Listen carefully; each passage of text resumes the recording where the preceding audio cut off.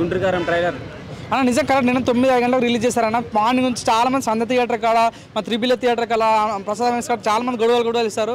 Theatre ఎప్పుడు వస్తాయి ఆ భయంతో నిజం సినిమా టీం వాళ్ళు ట్విట్టర్లో మెసేజ్ ఇస్తారు 9 o'clock రిలీజ్ చేస్తామని. కరెక్ట్ నిజంగా అంత లేటెస్ట్గా వచ్చిందని ఫీలింగ్ వచ్చింది. ప్రతి సెకండ్ ఇప్పుడు చూసుకున్నా చాలా సినిమాలు వచ్చాయి కానీ ఈ సినిమా ఇప్పుడు ట్రెండింగ్ ఉంది. 30 million వ్యూస్ వచ్చినాయి సినిమా. చాలా గ్రేట్ అనిపించింది. ప్రతి షాట్ కూడా చాలా బాగా అనిపించింది. మీరు చూసుకుని స్టార్టింగ్ నుంచి ఎండ్ వరకు కూడా సో మన కొత్త లుక్లో కనిపించాడు మహేష్ బాబు. సో ఇంకో నాకు సినిమా అడ్వాంటేజ్ ఏంటన్నా త్రివిక్రమ్ డైరెక్షన్. సో మహేష్ బాబు ఉన్నాడు, శ్రీలీల ఉంది, రమ్యకృష్ణ ఉంది, జయపత్ బాబు ఉన్నాడు. సో నిజంగా వీళ్ళంతా ఒక ఎత్తు అనుకుంటున్నా. సో ఈ సినిమా తర్వాత మన మహేష్ బాబు రాజమౌళి చేతికి వెళ్ళిపోతాడు.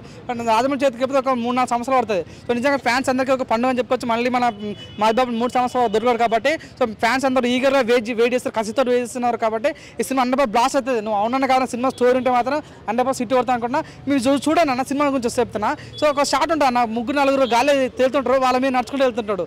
ఫైట్ సీన్ ఎంత బాగా అనిపించింది. నిజంగా మహేష్ బాబు ఎలివేషన్స్ ఉంటే ఏదో పకడ్బందీకి ప్లాన్ చేస్తారన్న ఫీలింగ్ వచ్చింది. ఇంకోటి ఏంటంటే రజనీకాంత్ అన్న అప్పుడు స్టైల్ ఉంటుంది, ఇట్లా బీడీ ఎగరేసి తాగుతుండడం బాగుంటుంది. ఈసారి మన మహేష్ బాబు కూడా కలిసి వచ్చిందని చెప్పొచ్చు. లైక్ భూమి ఇట్లా వాడేసి తాగుతుంటే చాలా బాగా అనిపించింది అన్న. లైక్ చాలా ప్రతి షాట్ కూడా చాలా క్రియేటివ్ ఉంది. ప్రతి సీన్ కూడా చాలా బాగుంది. మ్యూజిక్ డైరెక్టర్ చాలా బాగా అనిపించింది. తమన్ అయితే ప్రతి గుండ్ర దుమ్మ చాలా బీజం ఆడి చాలా బాగా అనిపించింది అన్న. సో లేదంటే నాకు అనిపించింది అన్న ఇది ఒక political with family genre movie అని చెప్పొచ్చు. ఎందుకంటే మీరు చూసారన్న ఏ సినిమా కూడా త్రివిక్రమ్ తన వాయిస్ ఓవర్ వేయలేదు.